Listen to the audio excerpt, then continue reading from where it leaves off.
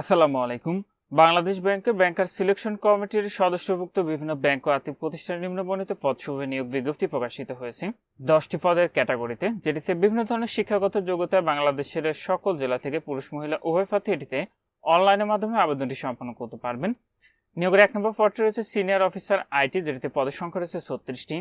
এর মধ্যে অগ্রণী ব্যাংক পিএলসিতে রয়েছে 30টি, বাংলাদেশ ডেভেলপমেন্ট ব্যাংক পিএলসিতে রয়েছে 6টি।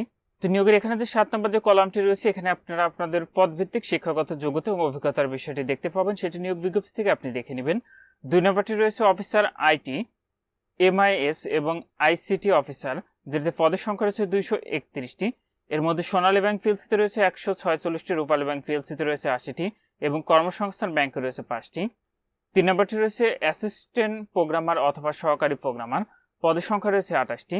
এর মধ্যে সোনালী ব্যাংক পিএলসিতে রয়েছে 14টি, বাংলাদেশ রাষ্ট্রীয় কৃষি উন্নয়ন ব্যাংকে রয়েছে 3টি এবং ইনভেস্টমেন্ট কর্পোরেশন অব বাংলাদেশ রয়েছে 2টি এবং কর্মসংস্থান ব্যাংকে রয়েছে 9টি।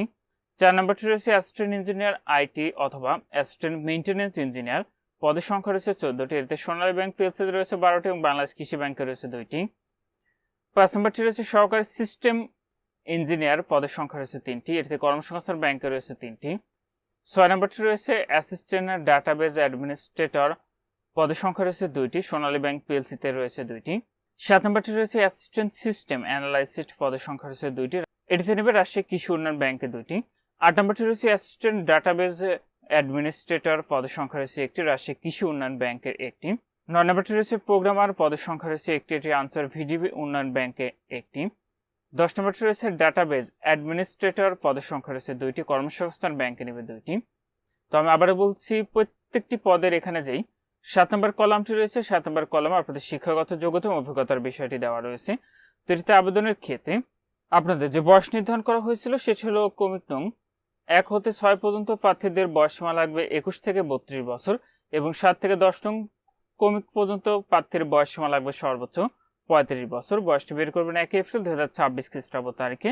এটির অনলাইন আবেদনের দাখিলের শেষ তারিখ 1 সেপ্টেম্বর 2026 খ্রিস্টাব্দ তারিখ রাত 11:59 আবেদনের যে ফিটি রয়েছে সেটি হল 200 টাকা।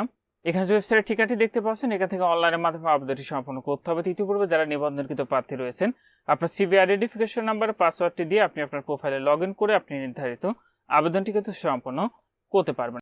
আর যে সকল প্রার্থী এখানে নিবন্ধন করা নেই, সেক্ষেত্রে আপনি যে পদে আবেদনটি করবেন সেটিতে ক্লিক করবেন, করে এমন একটি ইন্টারফেস আসবে, এখানে নিউ অ্যাপ্লিকেন্ট ক্ষেত্রে রেজিস্টার নামে ক্লিক করবেন। এই সকল তথ্য সঠিকভাবে পূরণ করে সাবমিট অ্যাপ্লিকেশনে ক্লিক করবেন, করে নির্ধারিত যে ফিটি রয়েছে সেটি পরিশোধ করলে আপনার আবেদনটি কিন্তু সম্পন্ন হয়ে যাবে। তো যে সকল প্রার্থীরা এখন পর্যন্ত এই নিয়োগের আবেদনটি সম্পন্ন করেন নাই, অতি দ্রুত এটির অনলাইনে আবেদনটি সম্পন্ন করে নেবেন। আর যদি কারোর কোনো কিছু জানার থেকে অবশ্যই কমেন্ট করবেন, আমি চেষ্টা করবো আপনাদেরকে জানিয়ে দেওয়ার। আর যে সকল প্রার্থীরা আবেদনটি করবেন, আবেদন করার পূর্বে আগে নিজ দায়িত্বে সম্পূর্ণ নিয়োগ বিজ্ঞপ্তিটি ভালো করে পড়ে বুঝে তারপরে আবেদনটি করবেন। আর যে ফিটি রয়েছে সেটি আপনাদের রকেটের মাধ্যমে কিন্তু পরিশোধ করতে হবে। তো এখানে ছিল বাংলাদেশ ব্যাংকার সিলেকশন কমিটির সদস্যভুক্ত বিভিন্ন ব্যাংক ও আর্থিক প্রতিষ্ঠানের নিয়োগ বিজ্ঞপ্তি। আজকের ভিডিওটি এখন তো ভালো থাকুন, সুস্থ থাকুন, এরপর থাকুন। আল্লাহ হাফেজ।